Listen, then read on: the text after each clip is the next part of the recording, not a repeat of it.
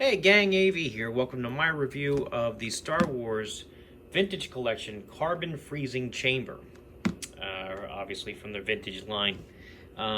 Here it is out of the box, but before we have a look at its contents, we're going to look at the box itself. So here it is. That's the front of the box.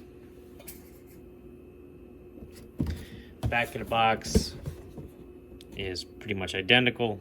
I may have actually had that reversed. I believe this is the front, but not that it matters. Here's the top of the box.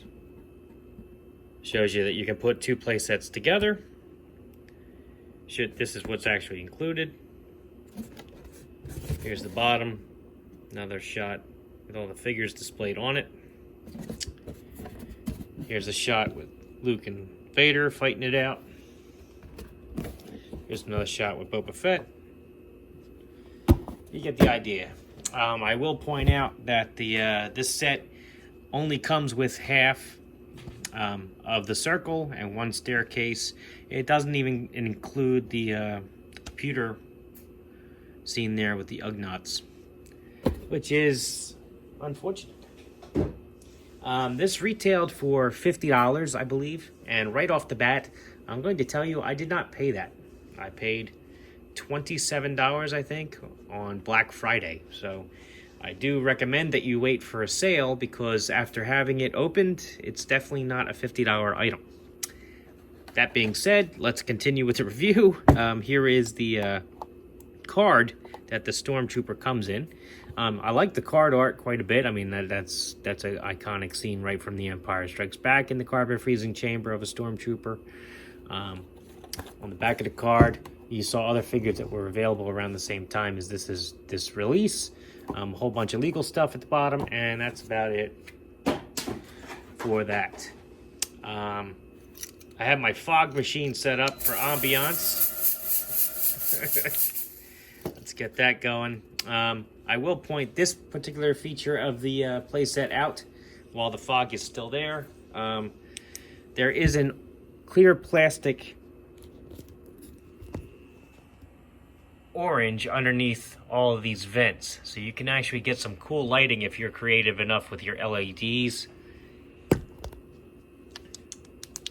So that is a bonus to this thing. But again, it's just a staircase to nowhere. You have the carbon chamber itself is kind of wonky. It has these two tabs on the side. Do that, and then you try to lift it up.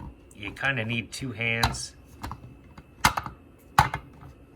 And you see, like, the Han Solo is not even stable in there. I can't even do it with one hand.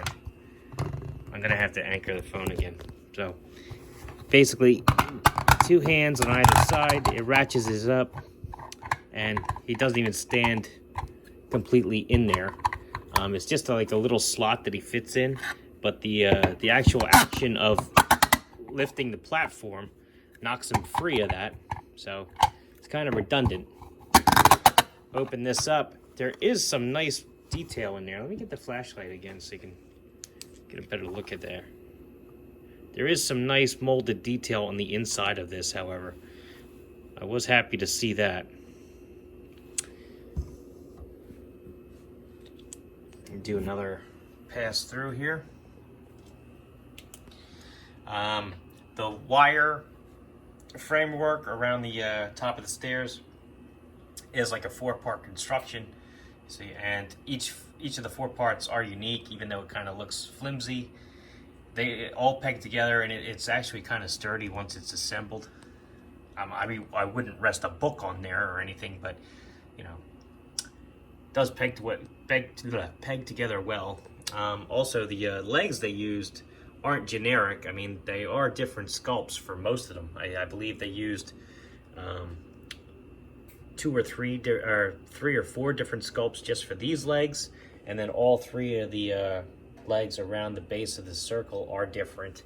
I did purchase two of these, but I'm only opening the one for the sake of the review. I don't actually have the space to display this thing properly yet, just because it takes up an awful lot of space, and I just don't have it right now. Here is the Stormtrooper he comes with. I lost track. got sidetracked, excuse me. So he's got pretty good sculpt and articulation on this guy. Pretty standard for the line. I mean, they've made so many different Stormtroopers at this point. If they haven't mastered it by now, you know. But his head is on a ball joint. He can do 360 if you force it. However, the sculpt of the helmet itself kind of gets hindered on his shoulders, so I only go side to side with him. Arms will do a full 360. They go up very high. There's nothing at the bicep. Elbows will flatten out as well as bend 90 degrees, and they rotate all the way around. His wrists will rotate all the way around as well. He has a diaphragm joint, which offers a decent range of motion there. His legs have a funky, little funky articulation, so when he lifts his leg up, it goes to the side like that. It's kind of, there we go. Doesn't really go back much at all. His knees, single jointed, can bend that far. There's also a rotation there at the knee as well. Ankles, rotation. He can point his toes down and point his toes up. So not too bad on this guy. The articulation is pretty good, and it's well hidden in the sculpt of the figure. I am impressed by how he looks and how he performs articulation-wise. He looks decent. I am happy with the Stormtrooper. As far as the Han Solo and Carbonite, this is pretty generic. We've gotten numerous of these so far. As a matter of fact, hold on one second. I have the Jabba's Palace one right here. As you can see, they are identical. Right down to the paint on the control panel there. They even have the same blemish up here. Although I will say that only the Jabba's Palace one is magnetic. This one, that comes with the carbon chamber, is not.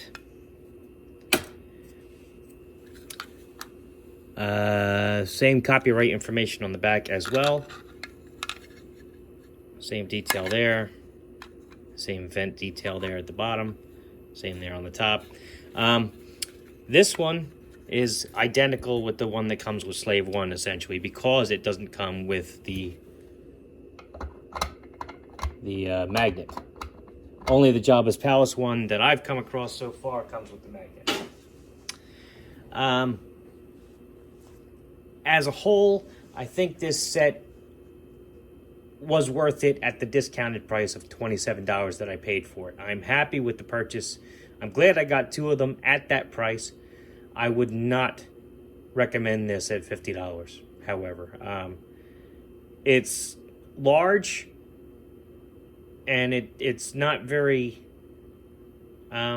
involved, I guess is what I'm trying to say. I mean, there's really not much to this. It's just a stairway and a platform, and the platform isn't even complete. So when you'd have to be very creative when you do your photos and everything in order to actually get this to come across correctly in the pictures.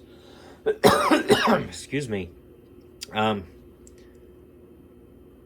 Maybe if you did like some green screen stuff or whatever in the background, maybe that would work. But as it stands now, I mean, you really can't use this as effectively as I would have liked to have seen it being used. And again, like, it wouldn't have killed them to include a little computer console for your figures to at least interact with the playset somehow. You know what I'm saying? Also, if you remember in the film, there was a big apparatus that hung above the chamber itself. My idea for that would be to actually customize something like a desk lamp armature or something. Just customize the bulb section of it to hang over that particular section of the platform. I am very far from actually pulling a craft like that off at this point, but that is what's going on in my brain. So if anybody else wants to try it first, feel free. But I do like the orange transparent plastic underneath the steps and the grating. I think that would look very nice once you get some proper lighting underneath it. But you'd have to mask it very well too, because you don't want the light to bleed through in your display. So it's cool, but it's going to be tricky to actually get this to look as impressive as I think it should, I guess, is the bottom line. Also, there are no foot pegs, and like things like the stairs are just resting there. You know, they're not pegged in or anything. It fits in this slot here, so you can put it basically wherever you want along the ring, but it's not anchored to the playset at all. It's not anchored to the platform up here either. So, you know, I can't emphasize this enough. It's not a $50 playset. It's a $27 playset. So anyway, this has been AV. This has been my review of the carbon freezing chamber.